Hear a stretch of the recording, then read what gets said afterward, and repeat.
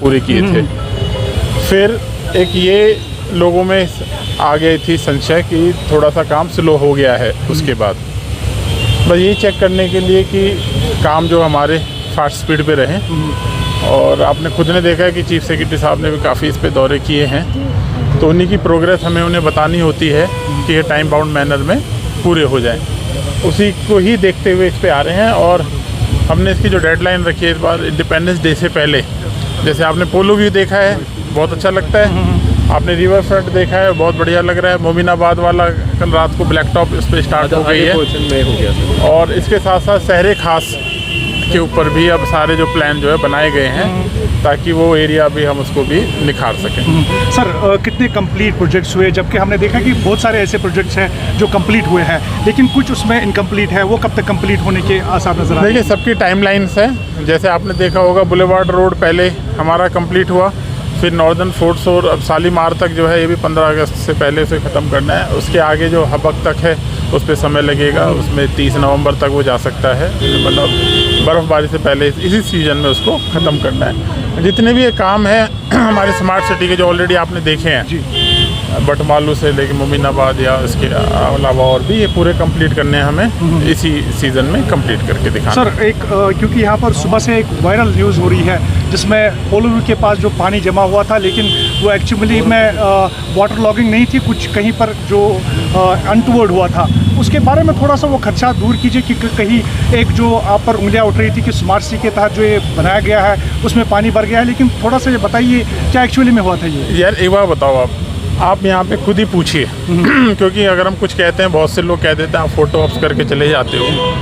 आप खुद लोगों से पूछिए, आपने खुद ने भी देखा होगा लाल चौक में अब से पहले क्या पानी भरता था और इस बार कितना भरा है।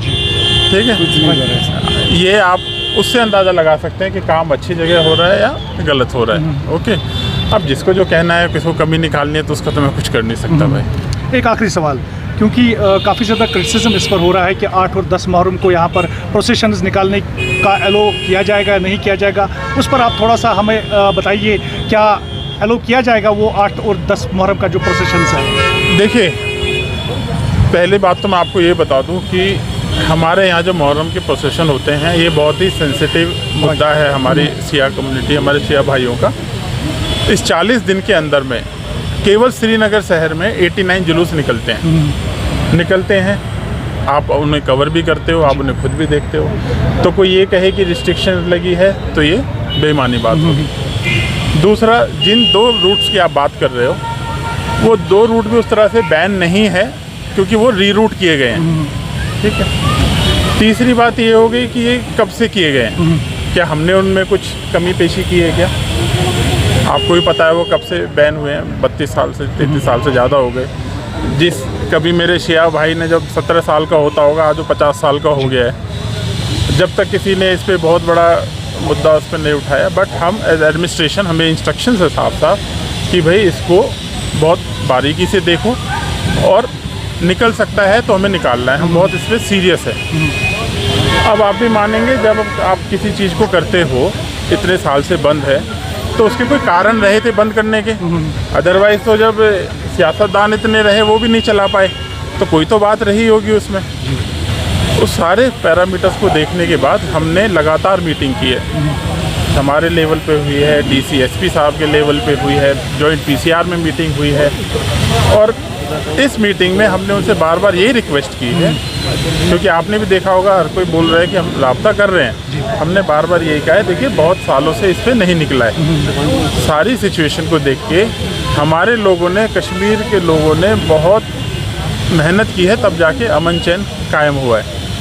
अगर कोई उसको इधर से इधर बाल बाका भी करेगा तो देखिए सख्ती से निपटा जाएगा, ये साफ साफ बता रहे हैं। और ये आप प्लीज़ एक बार कह दीजिएगा सबको, अगर कोई पीस, लोगों की प्रॉपर्टी या उससे कोई खिलवाड़ करेगा तो वी आर, मतलब हम उसमें फिर सक्षम है किस तरह से डील करते हैं। अब स्पेसिफिक 8 वाले पे आ जाता हूँ। 8 वाले के लिए हमारी मीटिंग हुई है उनसे। जब आप किसी प्रोसेशन को निकालोगे तो आपको मैनेज भी करना है उसको। आपको जब मैनेज करना है तो आपको पता होना चाहिए भाई कौन आएगा, कितने लोग आएंगे। अब कोई यही नहीं बता पा रहे है कि साहब उसमें आएगा कौन, कितने लोग होंगे, और आप मुझसे उम्मीद करते हो कि साहब आप एकदम फ्री वो आप जो है कर दीजिए और उसको निकाल ले दीजिए। मैं फिर कहता हूँ, हम इनसे बार बार पूछ रहे हैं कि साहब इतने दिनों से रुका है। अब जैसे मान लीजिए किसी जगह पानी बहुत जमा हो जाता है, अब आप ये तो नहीं है कि इस जगह से पानी निकला नहीं, आप कहोगे सारे एक साथ निकाल दो। आप पहले टेस्ट चेक करोगे, आप पहले देखोगे कि भैया जा रहा है, सही से जा रहा है, ठीक जा रहा है, अच्छे से जा रहा है, फिर उसके बाद उसको और आगे बढ़ा देंगे। अभी तो आगे समय है हमारे पास, तो अभी तो ball is in their court. We are expecting कि वो हमें देंगे नंबर और कौन कौन उसमें आ रहे हैं, उसके बाद उस पर डिसीजन।